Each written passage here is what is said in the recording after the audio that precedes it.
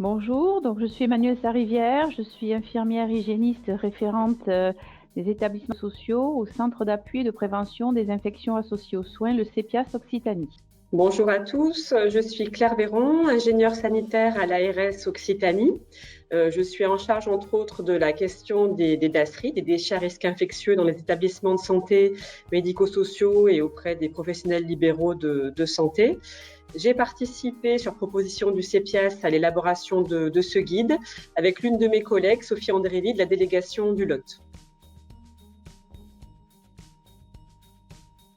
Alors cette démarche a été démarrée en 2019 et fait suite à des demandes de plusieurs établissements de santé et EHPAD engagés en interne dans une réflexion sur leur politique de gestion des déchets d'activité, autrement dit les DAS,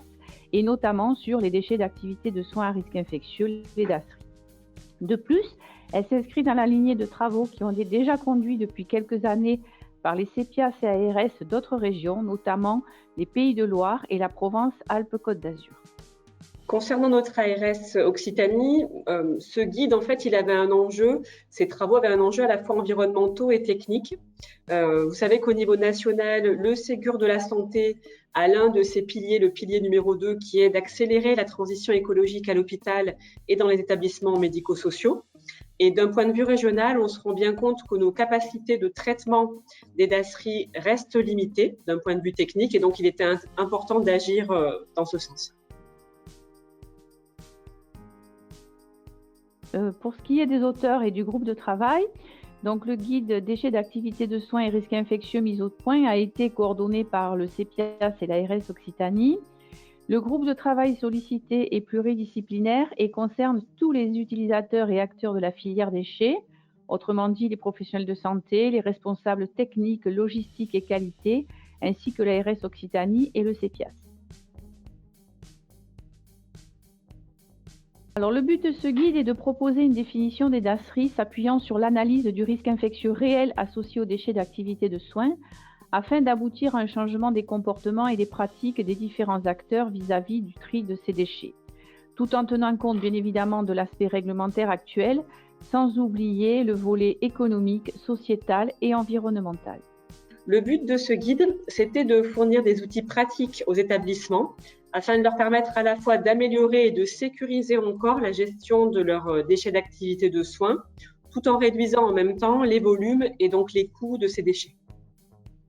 Alors, ce document propose une définition des DASRI s'appuyant sur l'analyse du risque infectieux réel associé aux déchets d'activité de soins. Il est accompagné d'une grille d'évaluation sous forme de tableur et de checklist qui comporte plusieurs volets à auditer, tels que par exemple la formation, un volet politique, organisation, achat, mais aussi un volet portant sur la configuration des locaux, la collecte, le transport, le traitement, qui permet d'évaluer la maîtrise du risque infectieux tout au long du processus déchets. Il faut bien noter que cet outil, cette checklist, a été testé par les établissements de santé et médico-sociaux qui ont participé à notre groupe de travail. Et cet outil a fait l'objet de nombreux échanges et d'améliorations finalement en cours de route. L'objectif de la maîtrise des différentes étapes du processus est d'aboutir à ce que les établissements de soins puissent, sans générer de risques supplémentaires, n'éliminer en DASRI que les DAS présentant un risque infectieux réel, tel que défini dans le guide. La maîtrise de l'ensemble de la filière étant le préalable incontournable pour l'optimisation du tri tel que proposé. Il est important pour les établissements qui souhaitent se lancer dans cette démarche qu'ils pensent bien d'y associer tous les acteurs de la filière du déchet et en particulier les entreprises de collecte et d'élimination de DASRI. Alors, ce guide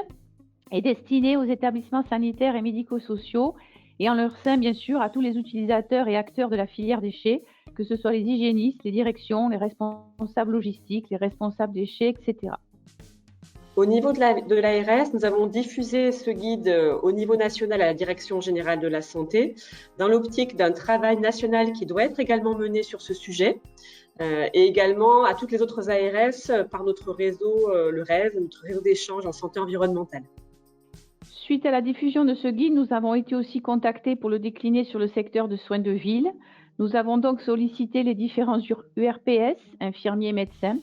des associations, l'Union d'associations sidérales santé, des regroupements d'acteurs libéraux, la FORMS, la Fédération Occitane-Roussillon des maisons de santé, l'ARS bien sûr, et bien d'autres acteurs concernés par ce sujet, notamment des représentants des SIAD, afin de mettre en place dès que possible un groupe de travail. Alors les enjeux sont les suivants. Optimiser les filières de tri dans l'optique de la réduction des risques associés aux déchets d'activité de soins, mettre en adéquation les modalités d'élimination avec chaque type de déchets sans trop complexifier les filières, respecter la protection des professionnels et du public tout au long de cette filière, réduire les coûts et les impacts environnementaux, respecter la réglementation sanitaire et environnementale. Nous espérons que ce document contribuera à faire évoluer la qualité et la sécurité de la gestion des déchets d'activité de soins dans les établissements, permettant in fine d'aboutir à un des changements de représentation, des comportements et des pratiques des différents acteurs vis-à-vis du tri des déchets. Nous espérons également un retour d'expérience des établissements de santé et médico-sociaux qui auront mis en œuvre cette démarche pour nous permettre d'améliorer ce guide, permettre également de nourrir les travaux qui vont s'engager avec le ministère de la Santé et toutes les autres ARS dans l'objectif d'une refonte du guide d'ASRI national qui est un peu ancien puisqu'il date de 2009.